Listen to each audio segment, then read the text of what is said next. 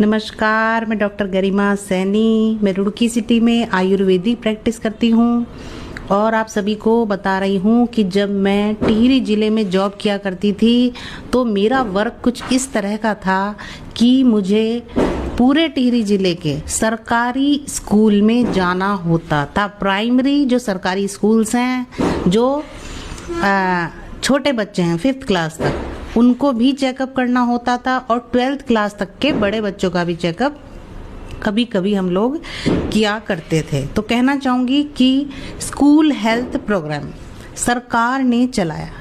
School में जो बच्चे हैं सरकारी स्कूल में, उनकी हेल्थ पर फोकस करना ये सरकार का एक मकसद था। तो कहना चाहूँगी कि बच्चों में हमने वहाँ क्या देखा, जब हम बच्चों के स्कूल जाते थे पहाड़ों में, तो हम क्या देखते थे, मैक्सिमम बच्चों के पेट में कीड़े पाए जाते थे।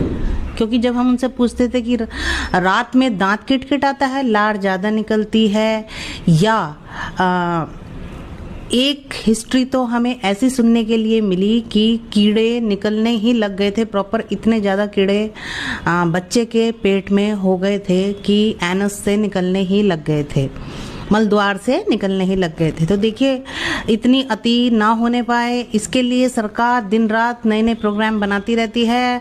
सरकार किसी ना किसी तरह पेट के कीड़े मारने की दवाई प्रोवाइड कराती रहती है आप सभी को।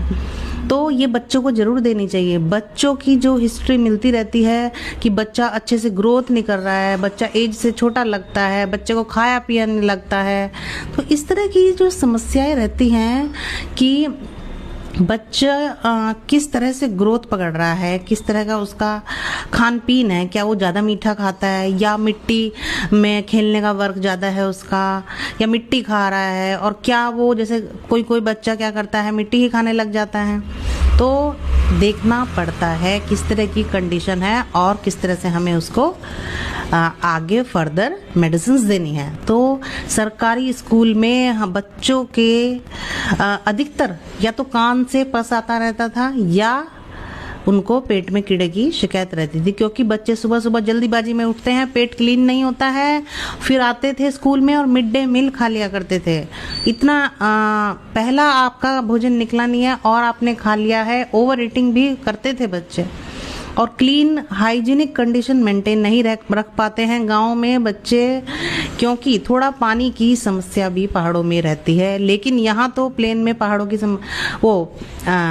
हाइजीनिक समस्या नहीं होती है, फिर भी बच्चे करते ही हैं ऐसा कि हैंड वॉश नहीं करते हैं और हाथों को गंदी चीज़ों पर, धूल भरी चीज़ों पर लगाएंगे तो भी वॉश नहीं करते हैं, या उनकी हैबिट ही बन जाती है कि नहीं करेंगे वॉश।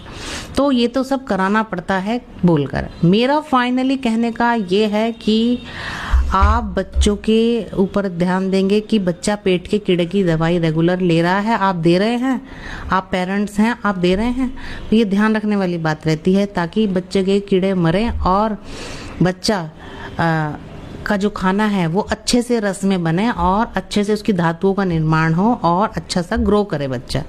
तो मैं मेरे क्लिनिक में आयुर्वेदिक